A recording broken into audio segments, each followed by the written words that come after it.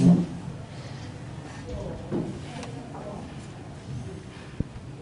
Pengadilan Negeri Surabaya yang memeriksa perkara pidana nomor PTM garis 357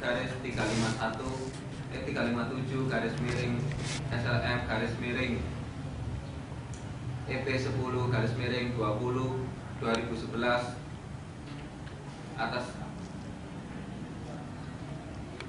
atas nama terdakwa Aga Amalsa bin Qasim pada hari Jumat 28 Oktober 2011 dinyatakan dibuka dan terbuka untuk umum.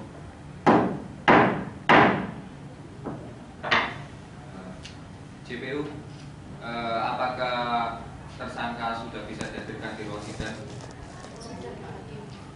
Tolong dipanggil.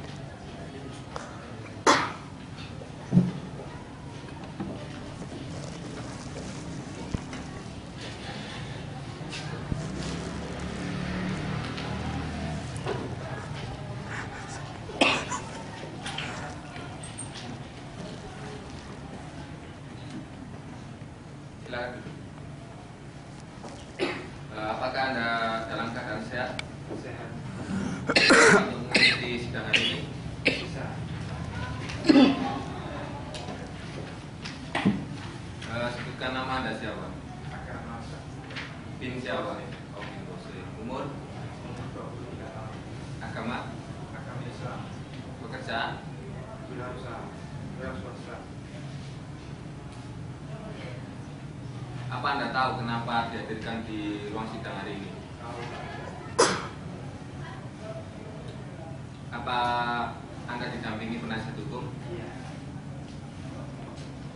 Penasihat hukum?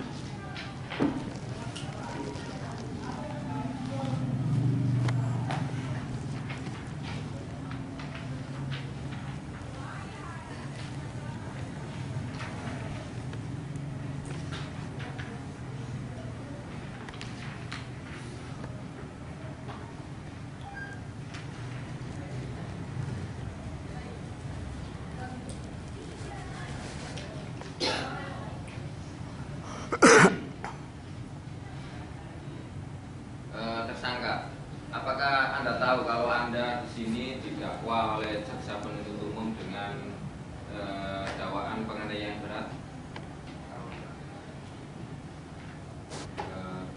Jaksa penuntut umum apakah sudah siap dengan dakwaannya?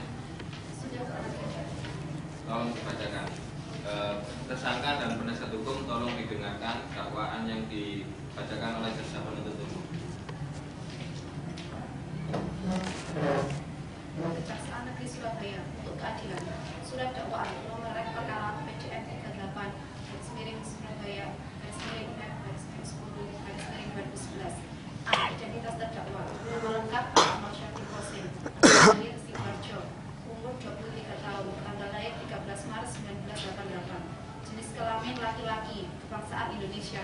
Tempat tinggal Jalan Raya Perasu, Kecamatan Budulan, Kabupaten Sidoarjo. Agama Islam. Pekerjaan swasta. B. Penahanan. 1. Dilakukan oleh penyidik sejak 15 Agustus 2011 sampai dengan 4 September 2011. 2. Perpanjangan penahanan sejak 5 September 2011 sampai dengan 14 Oktober 2011. 3. Oleh penuntut umum sejak 13 Oktober 2011 sampai dengan 1 November 2011. C. Dakwaan bahwa ia terdakwa Aga Amalsa bin Qasim pada hari Sabtu tanggal 18 Desember 2010 sekira jam 16.00 WIB atau setidak-tidaknya dalam bulan Desember 2010 atau setidak-tidaknya dalam tahun 2010 bertempat di Jalan Jempol Wonosari nomor 19 Kecamatan Wonocolo, Kota Surabaya atau setidak-tidaknya terjadi dalam daerah hukum Pengadilan Negeri Surabaya telah melakukan penganiayaan terhadap saksi korban Hari Wahyudi. Perbuatan mana terdakwa lakukan dengan serangkaian cara sebagai berikut. Pada waktu dan tempat tersebut di atas berawal mulanya ketika saksi korban Hari Wahyudi sedang duduk bersama saksi Dwi Izzatur Rahmania, datanglah terdakwa Aga Amalsa dan bergabung pada mereka. Akan tetapi kedatangan terdakwa tidak untuk duduk-duduk, melainkan setelah dekat dengan saksi korban Hari Wahyudi, terdakwa langsung memukul dengan tangan kanan terkepal sebanyak 2 kali ke arah bagian kepala sebelah kanan Setelah itu terdakwa menendang dengan kaki kanan sebanyak 1 kali yang mengenai hidung saksi korban hingga mengeluarkan darah. Setelah itu terdakwa pergi meninggalkan saksi korban.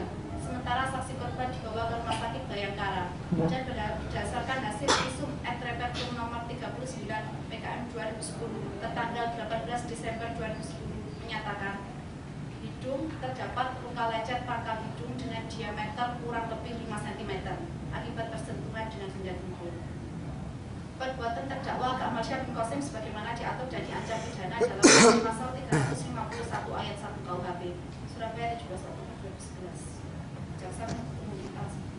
Terima kasih. Bagaimana saudara tersangka dan penasihat hukum?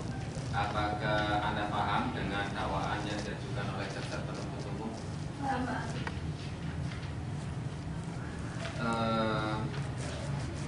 Apakah Anda akan mengajukan eksepsi terhadap surat dakwaan jaksa penuntut umum? Iya, Pak. Apakah Anda siap sekarang? Iya, Pak. Ya, silakan. Nomor 16/X/2011 hal eksepsi. Majelis hakim yang kami hormati, jaksa penuntut umum yang kami hormati, kami selaku penasihat hukum terdakwa mengucapkan terima kasih atas kesempatan yang diberikan untuk membacakan eksepsi ini. Eksepsi ini kami ajukan sebagai hal yang prinsipil karena ini merupakan hak kami untuk tegaknya hukum, keadilan dan kebenaran.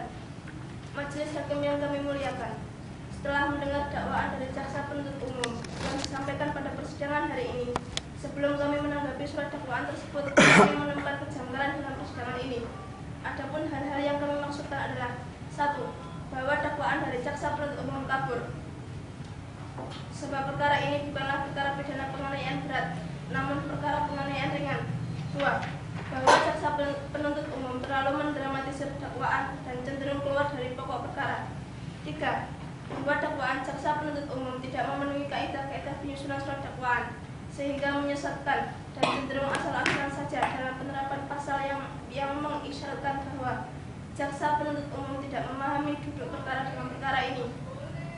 Berdasarkan uraian di atas, sesuai dengan pasal 143 ayat 2B contoh 156 ayat 1 KUHP, maka dakwaan jaksa penuntut umum harusnya tidak dapat diterima atau surat dakwaan harus dibatalkan. Demikian eksepsi ini kami buat atas perhatian dan kerjasamanya demi terciptanya keadilan. Kami ucapkan terima kasih. Surabaya 28 Oktober 2011. Hormat kuasa hukum Kuliah Pidana SH. Bagaimana tanggapan dari jaksa penuntut umum? Dari eksepsi apakah masih tetap dengan dakwaannya? Saya masih tetap pada dakwaan saya, Pak Hakim, dan saya meminta kepada Pak Hakim untuk menolak eksepsi dari penasihat hukum.